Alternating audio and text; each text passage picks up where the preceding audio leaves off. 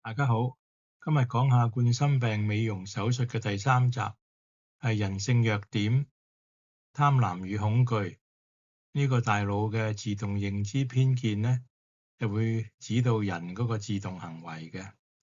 咁今次都係學3種知道啦，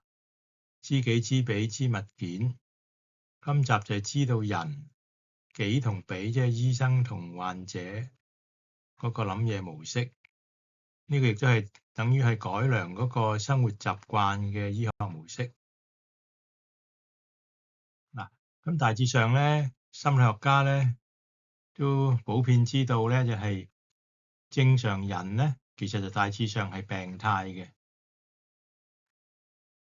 如果人認為自己好正常咧，佢想自己正常咧，首先佢就怕自己唔正常，一怕咧變咗係一個負面情緒，變咗呢個負面情緒咧，就等於係用負面角度去睇事情，就唔係用正面角度去睇事情。咁正常人咧就長期習慣咗壓力正常咧，就入咗潛意識，就覺得自己改唔到嘅。咁正常咧，於是就會正常人就正常病發。咁正常人咧就鍾意認知病多過認知何謂健康，將個價值觀擺喺揾病抄病咧，有時變咗就自動轉入一個牛角尖嘅心態。咁呢個馬斯洛呢個心理學家咧就講緊咧，正常人咧其實就係平均病態嚟嘅。咁佢有一個叫做係人類需求層次嗰個理論咧，就係普通人物質上滿足咗咧，第二層咧就喺社交上要滿足。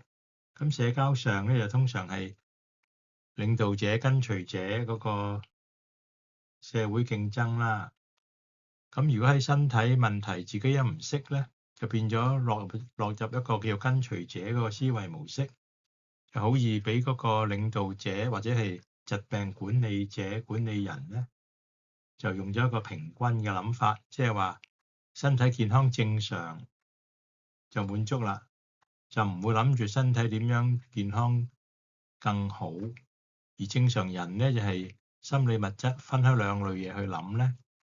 經常以為身體健康來自物質，心理健康來自思想，實際睇唔到咧，台前物質身體健康咧，其實最緊要就幕後嗰個神經信號系統健康，即係其變咗係一個軟件控制硬件，用一個電腦嚟比喻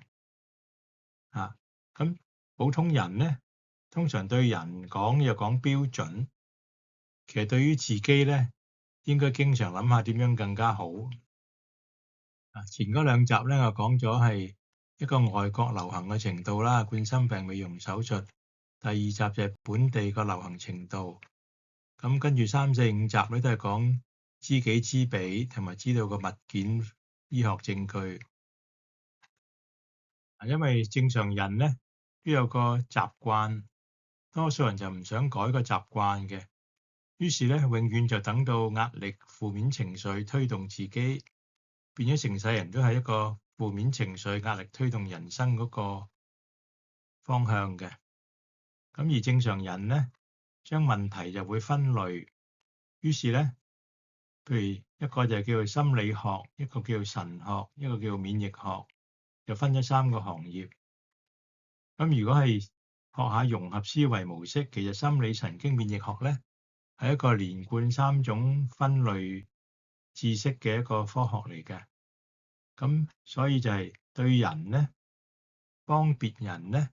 就分類，幫人短期局部，整下咧就有少少變咗係官僚對於對方，因為始終對方唔會全部時間容許你去影響佢嘅。不過對於自己咧，因為自己係24小時對住自己嘅身體嘅，就應該學習融合思維模式，點樣用嗰個思想神經信號，即係自己個軟件大腦思維模式點樣係提升咧，從而幫助自己個身體健康。嗱，咁貪婪與恐懼咁好多人咧，其實個表面就冇恐懼，表面好冷靜嘅，實際個潛意識咧仍然係擔心病發嘅。一有個擔心負面情緒咧，就會想像如果照到血管窄咧，就想像隨時死，因為啲報紙新聞聽得多啦。咁有個叫怕損失偏見 （loss aversion bias）。咁一怕生病怕死咧，就變咗唔做嘢就唔安樂嘅，一定要做一啲眼可見嘅大事情。越情緒唔安樂咧，越係要做更加大嘅事，即係食藥就唔滿意又要做手術，希望做咗嘢咧，就嗰個未來病發個風險就係抵消咗。其實等於冒即時心臟病手術引致心臟病發嘅風險，去逃避想像中嘅未來心臟病猝死風險。以個科學數據咧，其實嗰條數就計得唔好嘅。不過當人一有個恐懼咧，另外一方面一定要俾足夠嘅安心嗰個唔安樂嘅人。咁喺醫生層面咧，有時都係個潛意識咧，個人越緊張咧，個病人負面情緒可能傳染俾醫生，醫生亦都會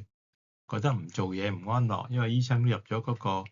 同理心，都變咗負面情緒。有時醫生又尊重病人選擇，亦都希望盡量發揮個醫療器材幫人嗰個潛能。咁呢個咧又亦都因為係醫療產業就變咗一個產業市場化嗰個經濟模式咧，咁就變咗呢個冠心病美容手術咧，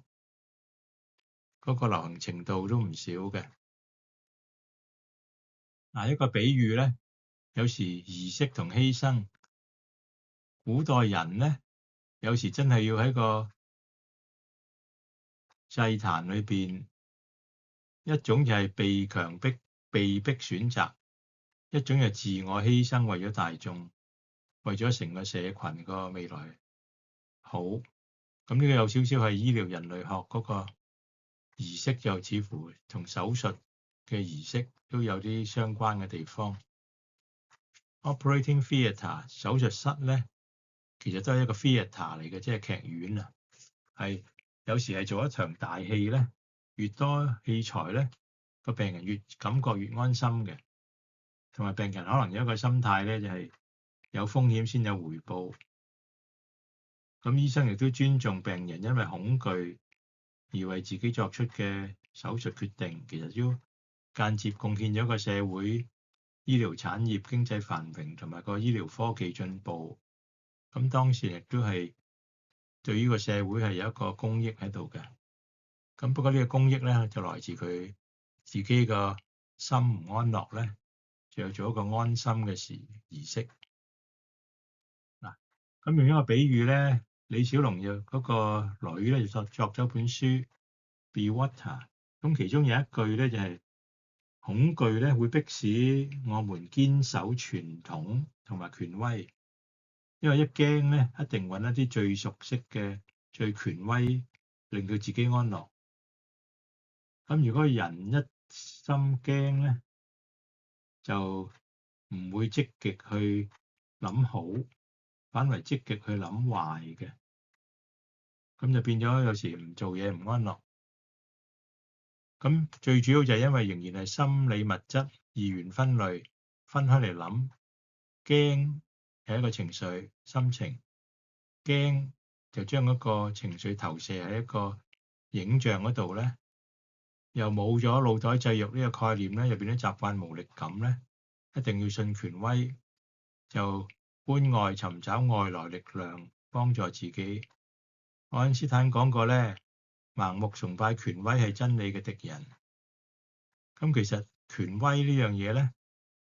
喺個分類疾病咧就有權威嘅，因為係政府承認有註冊嘅。身體健康咧就冇一個權威行業嘅，因為身體健康咧我哋打散咗好多個權威，就因為嗰個心理物質分開嚟諗咧，好多時以為逐忽零件健康，個人係整體健康。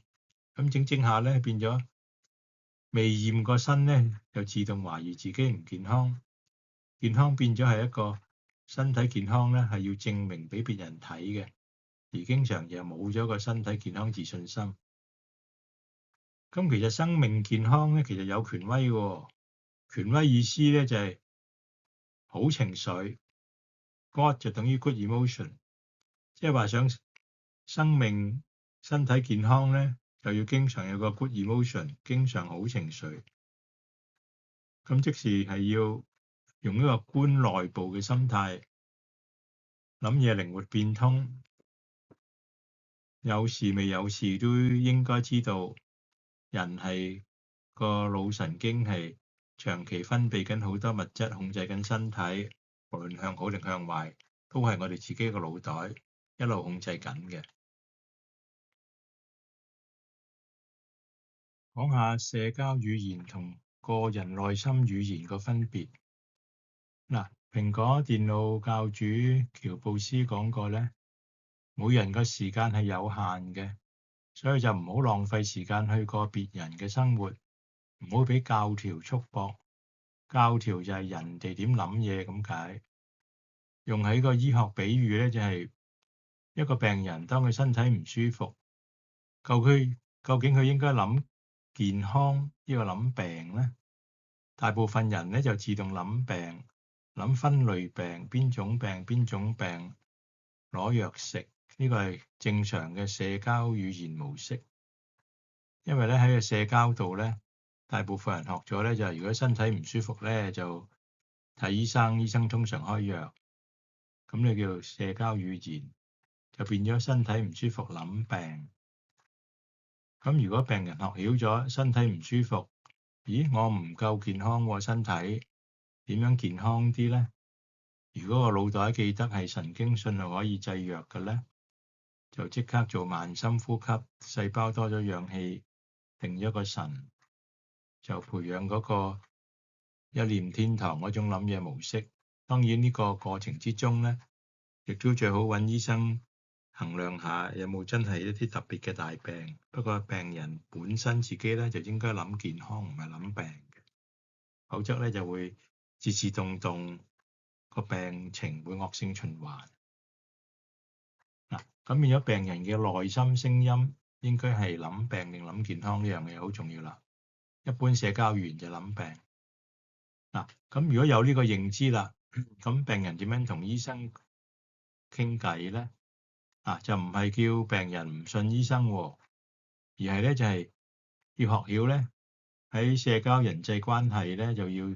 尊重同埋相信醫生講嘅嘢。不過個括弧咧就係相信醫生係喺醫生嗰個認知能力及權力範圍以內，一般係用人類疾病惡化醫學角度認為做好嘅選擇俾個病人嘅。咁病人係咪用呢個疾病生命故事劇本去跟隨咧？咁就每個人可以自己反思，就可以選擇嘅。一個心理學家榮格就講過咧，正常人咧擘大眼咧，其實係機械人發緊夢嘅，即係喺個社會一個機械人模式咁運作。有時眯埋眼就會真係諗真啲，諗清楚，所以就變咗眯埋眼可能先至醒嘅。個人擘大眼就反為係機械人。咁我哋個現代醫學咧，就主要講眼見嘅物質，眼見現實咧就當咗真事實。其實另外一個角度咧，就係根據個腦神經醫學研究咧，所謂眼見其實係一個感知嚟嘅，英文 perception。一個感知其實同真實咧可以係兩回事。咁因為要知道咧，人咧好多時係用個腦袋有個有色眼鏡去睇事情嘅。咁所以變咗咧，有時眼不見嘅知識咧，可能比眼前見嘅嘢更加重要。咁其實咧，如果係淨係睇眼見咧，就俾一個身體變化可能會嚇親啦。如果眼不見嘅，你就知道自己當時點樣唔妥咧，就要望向好嗰邊，點樣做呼吸反思、腦袋製藥。最尾就係嗰個實現理想就好過俾眼前嘅感覺控制咗。正常人類醫學咧，大致上係同溫層，因為人類咧就係自動負面思維咧，凡事好多時憂慮嘅。咁喺醫學角度咧，名義上、意識上睇人睇健康咧，其實個潛意識咧習慣咗睇人咧，佢有冇咩分類隱藏咗嘅病，有時變咗係暗中用咗負面角度去睇對方嘅。呢個係正常人類醫學。如果係正向個人醫學咧，就練習凡事覺得係一個機會，身體有唔妥嘅機會學習下點樣啟動嗰個治癒能力，增加個治癒能力。咁有時呢個諗法咧，其實變咗忠言逆耳嘅。咁好多人咧，佢覺得唔啱聽，因為習慣咗諗病。你叫佢諗健康咧，佢覺得同自己習慣唔同嘅，變咗一種就係依賴模式，一種就係學下點樣更好自己幫自己嘅模式。一個叫職業病啊，英文 deformation professionally。呢個意思就係一般人咧，就係從自己職業上專業角度去睇事情咧，變咗係一個諗嘢好狹窄嘅，就唔係從更廣泛一個整體人角度去睇嘢。上次講過啦，就係如果有時一個人有個專業係工具得個錘咧，覺得乜都好似釘咁揼落去嘅喎。咁呢個人嗰個自動思維模式就同一個人嗰個自動偏見咧就好大關係嘅。人性又係自動有偏見嘅。如果用喺醫學角度咧，當個病人感覺身體有啲變化，自然咧心情又唔好。其實心情唔好推動揾醫生咧，醫生咧就用物質希望令到嗰個對方心情好咗。咁呢個卡通圖片就係即係話，有時變咗係冠心病美容手術啦，變咗個權宜之計。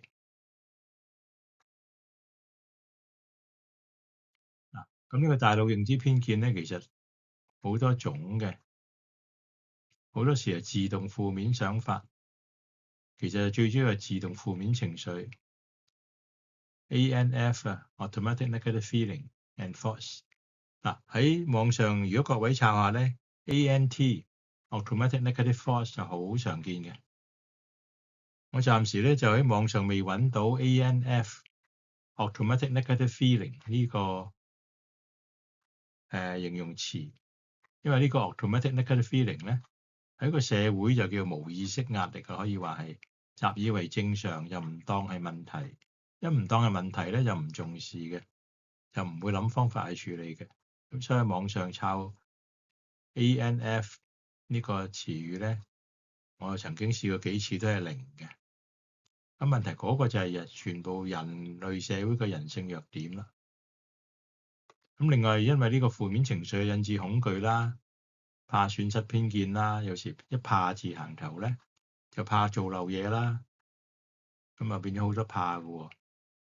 一怕損失咧，就有個 endowment bias，即係自己有嘅嘢咧就覺得好重要嘅。譬如一個人佢做咗冠心病美容手術，嗰個支架就永遠喺個心臟裏邊咧，你的確好難叫佢一諗起心臟嘅支架就覺得自己當時決定錯咗嘅喎，因為佢唔可以將個支架拎走啊嘛。佢自動咧一定會覺得自己擠個支架落去就好啱嘅，因為嗰樣嘢佢拎唔走嘅。佢潛意識一定要相信自己做咗對於自己嘅好嘢，就引致呢啲叫確認偏誤啦 （confirmation bias） 啦，幸存者偏見啦。咁有時亦都係因為嗰個記憶問題咧，好多人就係諗到最近啊，諗唔到遠啲嘅。好似醫生角度咧，如果琴日喺醫院見到個人心臟病死咗咧，今日眼前見到一個心臟病人咧，自動用嗰啲情緒去睇呢個人嘅。呢個就係變咗有時個記憶習慣咗，或者係叫 anchor 咗，即係先入為主嗰個情緒狀態。亦都有時咧就係出咗一啲事情咧，就事後覺得早知應該咁樣樣。咁其實好多時冇早知嘅呢個世界，不過人性就係咁噶啦。我早知應該早啲通波仔啦，咁啊令到變咗好多人啊真係提早通波仔。好多啲認知偏差、文化偏差、語言偏差咧，最主要個物質價值觀，人咧大致係身心分開嚟諗，重視物質，因為觀外睇唔到自己心情，變咗有時個選擇就係變咗一個心理盲點啊。咁點樣預防呢啲嘢咧？就係提高自己個意識，察覺自己，重新學習，將舊嘅知識啦，可能有啲要褪走佢嘅。一個好重要就係當聽到人講嘢咧，就要用一個相反角度去諗，然後先可以擴闊自己嘅視野。或者對方建議嘅咧，可能就係用對方嗰個角度或者利益角度、習慣角度去建議咧，可能同自己嗰個利益角度可能未必一定係一致性。最緊要培養一個成長思維。就算有人建議話，咦，做咗通波仔安樂晒咁樣，咁有冇更簡單方法達到同樣或者更好效果咧？其實就係嗰個認知行為治療，認識一啲新嘅知識咧，就知道其實可能唔使通波仔都得嘅。叫做生活習慣改善，一個係行為習慣改善，戒煙戒酒、壓力管理，更重要係認知習慣改善，離開人性弱點。有事其實係好事，學嘢又要好留意自己有冇啲無意識嘅負面情緒啊！呢個其實好容易咧，喺每一個人嗰個語言方式就聽得出嚟嘅。有啲人成日用驚驚怕怕嗰啲自動嗰啲詞語彈出嚟咧，你就知佢嗰個心魔已經控制咗佢，用咗負面情緒角度去睇事情。咁啊，呢個2017年一篇新聞形容詞咧，就係一啲喺美國咧，就好多啲叫做即係調查式新聞嘅。咁啊，亦都好多係專科調查，譬如有啲人專做醫療啊，咁嗰啲新聞嘅。咁嗰啲記者咧，其實已經係研究到，佢就話咧，個標題就係當證據話唔應該做呢個手術，但醫生話應該做。其實因為多年來咧，研究結果推翻咗慣常嘅做法，但患者仍然繼續要求，因為患者已經係俾一個先入為主嗰個醫療方式控制咗。咁既然患者要求，咁醫生亦都好順利咁樣，即係尊重病人自主選擇。個結果就係好多無謂嘅治療咧就流行咗。咁其實有時點解醫學專科有時唔用證據為依據咧？因為始終最尾講證據之外，都要尊重病人選擇，或者醫生嗰個自己個情緒方向，覺得唔做嘢有時可能損失咗救命嘅機會。嗱，咁呢個咧，呢個圖片咧，其實係一個 AI 製造出嚟嘅咧，就係我用咗一個叫做沉沒成本謬誤同埋冠心病美容手術兩句詞語，就俾 AI 去研究下兩者有咩關係，咁啊得出呢個圖片咧。咁 AI 又用一啲習慣大眾嗰個經驗咯，即係話呢個圖片咧，其實係 AI 認為一種常見可能嘅心理分析。當然亦都可以有其他可能性啦。咁呢個 AI 個分析咧就係話咧，有時醫生咧用咗好高昂嘅學費，用咗好多時間，全副精力學咗冠心病通波仔手術。咁喺急症嗰陣時咧，急症心臟病發咧，就有數據證明咧，就比起溶血劑打針咧係比較上有效嘅。咁問題如果淨係用喺急症嗰度，咁醫生平時咪冇機會練習，咁真係有時一個叫人性自動諗嘅模式咧，就希望將呢個手術咧就擴闊個用途，咁亦都係所有臨床數據咧講緊多數穩定胸口痛、嚴重收窄嘅冠心病，食藥都足夠。咁問題呢啲證據當越來越多咧，喺個專科個角度，咁係咪繼續應該做通波仔 PCI 咧？咁即係一個明智嘅醫生咧，可能就應該堅持研究，繼續找新方向、新證據，或者明智嘅決定應該係放棄咧。其實呢啲冇話一個絕對答案嘅。有時講個科學研究咧，創新咧，一個句子咧就經常講就係要試得錯才有成功，冇錯嘅人就永遠唔會成功嘅。咁有時就係變咗個醫生個毅力啦。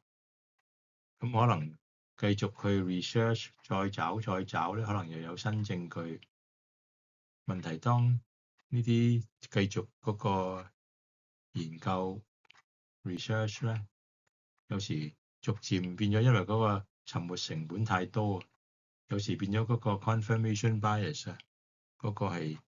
找證據支持自己嘅諗法嗰個傾向就會更加大嘅。咁即係話成年人第一生命咧，大致上係物質控制心情。咁最好就係成年人第二生命咧，就係眼不見嘅心情就創造自己身體物質。喺個醫學角度，即係腦袋製藥。咁大部分人係物質控制心情嘅一個社會，於是自動動咧，身體係物質咧，佢就自動要揾物質去幫自己。咁我哋醫生就係嗰個職責就係將一個人分類唔同嘅病去醫治佢，即係或者係叫 divide and conquer 嗰啲 diseases 啦，就變咗咧越勞力咧，病人越感激嘅，因為醫生做咗好多嘢。咁呢個係一個勞心定勞力喺醫病更加好咧？其實就算勞力咧都要勞心嘅，因為要諗下橋點樣做呢個手術。醫生勞用咗好多心血去研究做呢個手術。不過最尾咧，有時發覺呢啲變咗由頭到尾都係等同安慰劑效果。大致上融合醫學咧就唔係話唔用物質，而係行為用物質，認知上進心。當有呢個概念咧，可能好多手術咧都個需要會減少咗。正常醫學就用物質。咁人幫人想對方健康咧，對方喺一個舒適地帶咧，通常佢唔想喐嘅，唔想諗嘅。咁有時我哋醫學界咧又要做一啲篩選啊、檢查啊，揾到一啲數據唔妥咧，先至可以推動對方離開個舒適圈去，譬如係做運動啊、飲食調節啊。亦都有啲人做咗啲數據離開個正常範圍，佢會自己解釋，年紀大梗係咁噶啦，佢仍然冇真係認真嘅行動去幫自己改善健康嘅。咁唯有就係越等一啲更勁嘅方法先可以推動佢。咁一推動咗，動之以情咧，就説之以理。咁驗咗身之後咧，對嗰個當事人講係應該講病理，抑或講健康理由好啲咧？如果譬如 OK 嗰個血糖過界咗，如果講病理咧，就傾向係用藥物制止；如果講健康理由咧，就可能係做運動啊、飲食管理啊。其實更加重要就係有唔妥係好事，提醒自己點點點，就唔係話有唔妥係壞事，所以我做運動。嗰剎那一諗呢個血糖過界係壞事咧，首先就易啲引致血糖升高，於是做任何啲行為個改善咧，效果打個折扣。咁所以其實咧就係動之以情緒，説之以健康理由好，抑或説之以病理好咧，就兩個又係唔同方向嘅選擇。一個就助人以物質，一個就助人以自己腦袋製藥方式就係學習，一個做嘢，一個學習。咁孟子講過就係勞心者管治人，勞力者治於人。咁猛用一啲諗嘅方式，可以係猛諗物質去幫人，因為通常人咧就個價值觀喺眼見物質，咁所以變咗咧就形成藥物手術咧，就係變咗一般人係因為內心心虛唔安樂，一定要外在一啲眼見嘅實質嘢。問題就係所有意識嘅化驗藥物手術咧，必然含有由1到100% 嘅神經信號效果嘅，即係話咧手術可以100%係神經信號效果又得，或者有啲手術咧可能有1%，呢個比例咧就唔會係零嘅。所有人同人嘅溝通咧都有一個信心嘅傳遞，變咗咧究竟個信心重要，抑或信物重要咧？亦都唔應該係分信物信心，有兩種嘢分唔開嘅。咁所以咧，就算係所謂心理治療咧，一樣要加啲信物俾對方，而個信物咧就帶住醫生嘅心意。個信物可以係由維他命 B 或者係啲好簡單嘅心臟藥，亦未必一定要去到好勁嘅心臟藥。越係個信心喺物質咧，越係要昂貴藥先至安心嘅咧，就係個價值觀就係擺喺邊個分別。咁總括嚟講，點解有啲人佢完全冇唔舒服，佢驗身就要去排期通波仔，冒死亡風險做個預防手術？個答案就係佢平時有個認知偏向咧，就諗病啦，亦都有個人性弱點，壓力習以為正常咧，壓力就令到身體可能好多唔安樂嘅。咁一唔安樂就去驗身。驗身啊，照到一啲嘢咧，就喺嗰個方向就會開始轉牛角尖。唔做嘢咧，就判咗自己無期徒刑，因為照到血管窄咧，真係唔做嘢唔安樂。排期手術就即刻有個輕鬆嘅感覺，幾時刑滿出獄啊？呢個係自己為自己製造一個思想監房。咁加埋一啲基本諗嘢方式，譬如係當自己係身體係機器嘅。長期諗嘢習慣，物質還物質，身體要修理，當零件辦。長期身體健康下降，心怕病，亦都可能有心結，或者父親有心臟病，又自動諗起嗰個方向。咁亦都有啲投資者心態，好似投資一定要有風險先有回報。咁撞啱有時醫生有個救世主心態咧，就變咗好合拍嘅。呢篇醫學雜誌係講緊穩定嘅冠心病咧，病人同醫生嗰個諗嘢模式。咁病人咧就好多時諗咧就係，如果唔做通波仔咧，可能隨時5年後心臟病發會死喎，咁樣，即係呢啲病人自己想像一啲嘢出嚟。咁呢啲想像咧，其實同嗰個科學數據就爭好遠嘅。由想像通波仔可以減少心臟病發風險，呢個又係數據上證明錯咗嘅。咁病人嘅想像咧，醫生有時唔會認真去研究嘅。咁有時醫生見到病人一緊張，可能俾藥佢食，俾咗藥佢食，可能佢都緊張，因為佢個心喺個通波仔咧。咁有時醫生一講通波仔咧，病人好有興趣，或者病人主動問使唔使通波仔，病人一咁問咧，你諗下個醫生有時唔係咁易用另一個方法去平衡翻嘅。咁有一句呢個雜誌裏邊咧，呢個雜誌就係喺有兩種情況下，其實心臟通波仔沒有好處嘅咧，有43% 嘅心臟醫生話仍然會進行通波仔。咁呢個就係一個溝通嘅問題，可能醫生有啲知識，不過溝通俾病人咧就係病人嘅信念咧已經偏向咗相信手術有幫助。咁科學證據有時真係唔可以咁易溝通晒俾病人，因為病人個心就唔係擺喺嗰度。當個病人個心一早擺喺手術咧，講一啲嘢，可能病人自動已經唔啱聽嘅。咁就係嗰個最尾係個信念問題。病人如果先入為主咧，咁就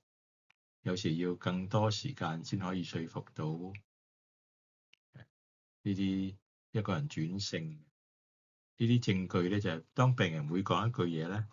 就可能要好快俾一個相反嘅證據佢睇，就要個醫生咧將呢啲認知心臟科嘅知識咧就好快俾到病人睇。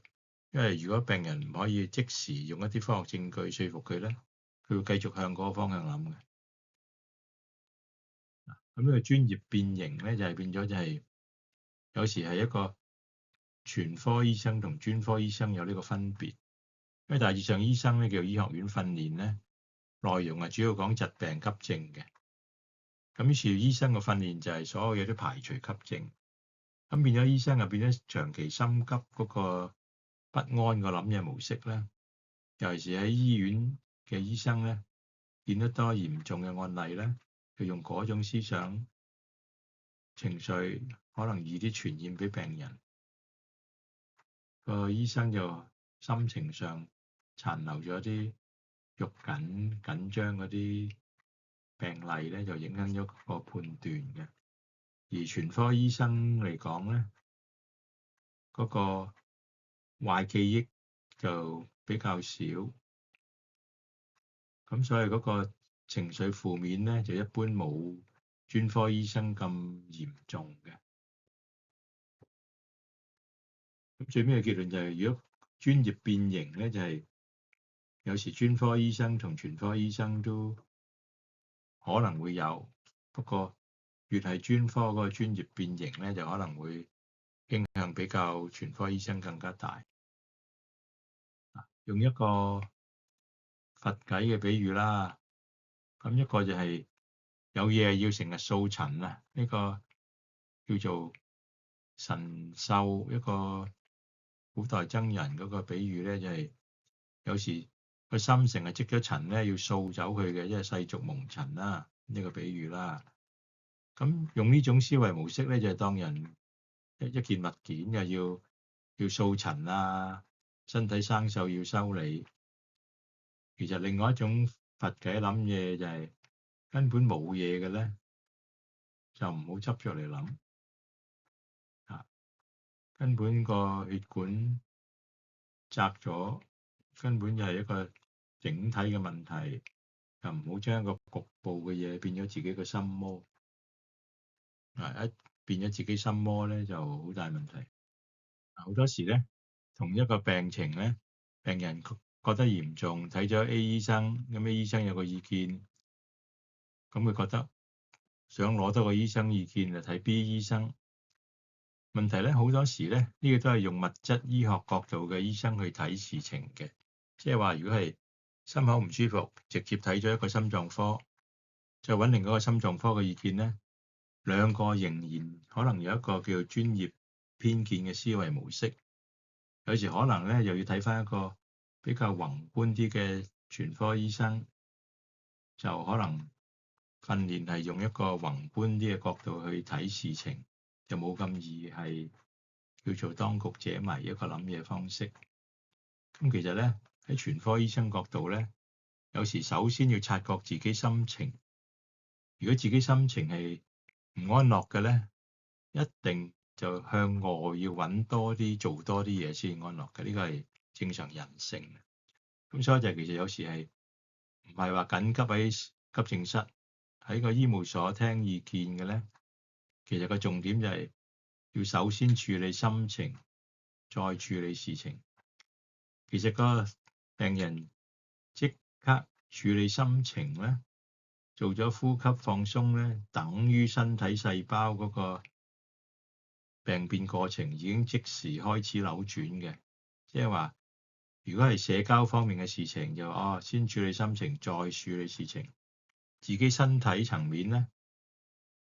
先處理心情，等同即時處理身體事情，啲細胞即刻變化。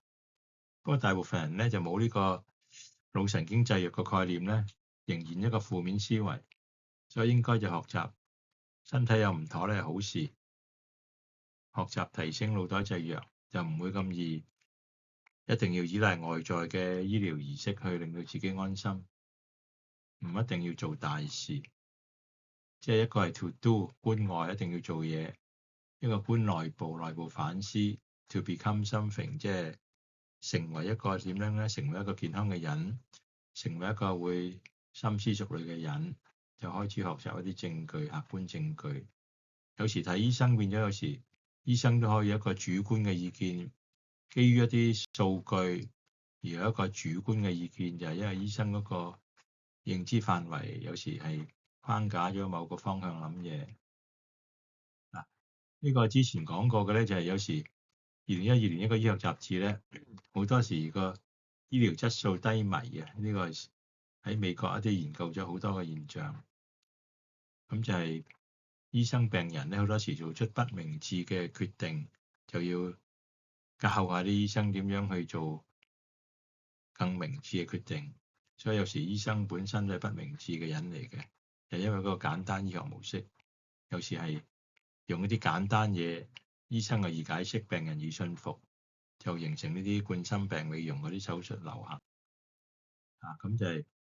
左下角嗰個又係一個講過㗎啦，即係有時變咗傷害健康的人，嗰個人緊張咧就要通波仔先安樂，所以要留意自己個腦袋啦，係咪壓力狀態或者表面平靜狀態都未夠嘅，要一個練習喜悅狀態先至可以抵消翻一個自動負面思維方式。否則咧就係做咗手術咧，就算手術引致死亡咧，呢啲唔會喺嗰個死亡證寫出嚟嘅。咁但係以上一個快思醫學，好快手做嘢，直覺諗嘢，直覺衝動要做嘢，一種就慢想嘅，慢慢諗清楚。咁可能一有時間冷靜嘅人咧，佢心口唔舒服啊，咁心情已經開始放鬆咗，細胞亦都會開始平靜。問題就係，如果當事人潛意識仍然諗翻另一個方向咧，有時真係要做一個重複去訓練一個正面情緒，用呢啲科學證據，而病人翻去自己念經咁念。咁個模式就係一個生物醫學模型，當人機器辦；一個就係心理身體連貫統一嚟諗嘅模式咧。咁兩種醫學就點樣形成一個習慣？對人咧就係逐忽逐忽講物質，假設人係機器；對自己就要融合思維。呢個係要經常接觸呢啲資料，就形成一個宏觀啲嘅諗嘢方式。一個係為人嘅醫學，一個係為人幫自己嘅醫學。講下預防勝於治療呢句説話啦。治療病咁好似滯後咗，預防病啊更加好。咁問題，如果預防病咧，就應該深思熟慮嘅，就唔係應該用一個直覺個思維模式，好肉緊去預防病咧。有時就變咗係做咗一啲未必咁有效嘅嘢，因為就係諗嘢簡單咗。其實咧，有時急症咧，真係諗嘢好直覺，一定係咁嘅做法。一講預防咧，其實可以係信物儀式，純粹思想。如果係認真深思熟慮嘅咧，有時睇下啲科學證據咧，就會知道人咧有咗大腦偏見咧，就唔會叫自己走入嗰個用物質預防嗰個過渡方法。用物質預防就係信語言仍然係負面咧，就用信物。信物得嚟咧，如果情緒仍然好負面咧，就要儀式，係呢個冠心病美容。因為好多人係幻想自己根據一個影像，就幻想自己可能咩病。咁呢個其實喺醫學上咧，呢種醫學模型咧，其實嗰個真假或者叫有缺陷嘅醫學模型咧，開始嗰個可信性未必咁大嘅。咁啊，於是咧就要知多啲，一就係心臟病本身，或者係人用咩思考角度去睇自己係咪心臟病。咁當肯深入理解自己咧，就易啲知道有時自己嚇自己。呢篇就係講緊眼角狹窄反射，即係話醫生一見到卷窄咧，覺得啊，我唔做嘢啊，對方會好快冇命，我要救命咁樣。其實數據上有好多時唔係嘅，不過人咧有時心急幫人咧，尤其是係醫院嘅醫生咧，見得死亡比較多咧，好多時用嗰種情緒角度，咁就變咗病人又緊張情緒，專家又緊張情緒，又變咗係可以係一個同溫層啦。咁所以就變咗就係三知好重要嘅，唔好淨係知物件，要知道自己知彼病人醫生嘅情緒狀態，其實都要留意嘅。如果任何一方面係負面情緒，即係等於係用咗啲負面語言啊、驚啊、怕咧，嗰個已經係等於你可以話係叫感性決定，又唔係理性嘅決定。咁一個融合思維模式咧，唔係話邊種啱定唔啱，而係每人嗰個認知情緒狀態自然作咗某種決定嘅。咁所以就係要知物件、知彼、知己。咁如果病者係坐喺醫務所傾偈嘅咧，首先就要學習控制好情緒，先諗嗰件事情，否則就會開始轉牛角尖，就要學習一個認知生活習慣醫學啦。總括嚟講咧，呢個冠狀動脈美容手術咧，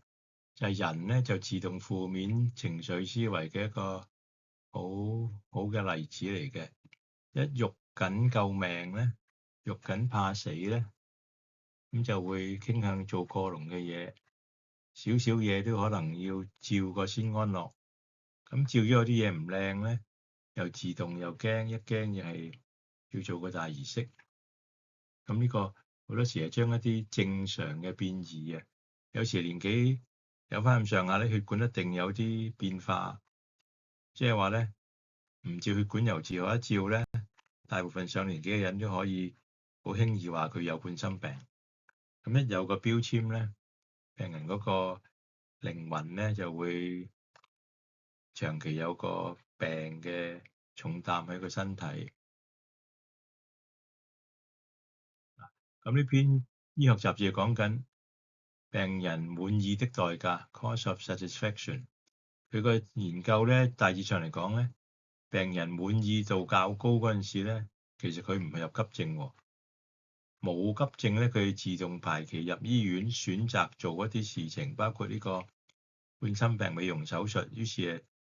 整體費用上升，最尾一句就係死亡率增加，因為呢啲手術始終有時有啲失誤嘅比例，你可以話唔係多。譬如講通波仔排期做200個死一個，咁病人一心急要做咧，就睇唔到呢個風險。咁而亦都有好多時有個第三者付費嗰個效果，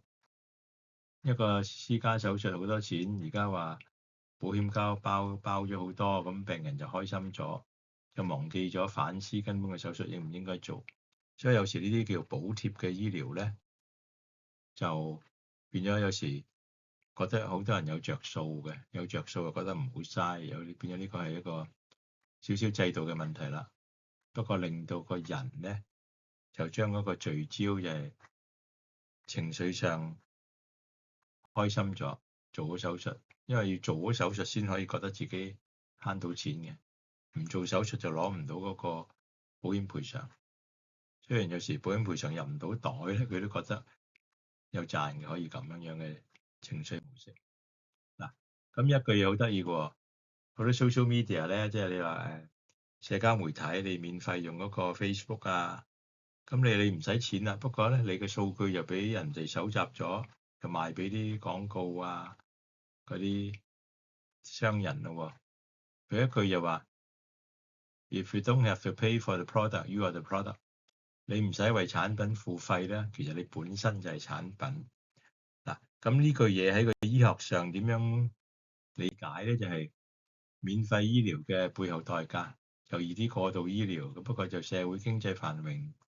有時多啲人心虛咧，就要做多啲手術。咁手術做完就安樂咗，其實表面安樂咗咧，其實個病人已經好確定自己係心臟病，長期嘅身體健康自信心下降咗，自己唔知。咁不過呢個程序咧就變咗藥品啊、儀器公司啊、醫療行業嗰個經濟繁榮，咁所以越多人病咧，原來個社會經濟越繁榮嘅。咁當喺一個 AI 年代話開始好多工作用 AI 去替代咗，咁咩工作崗位會多咗咧？其中一個已經證實咗就係醫療行業咧，就越來越多人手嘅。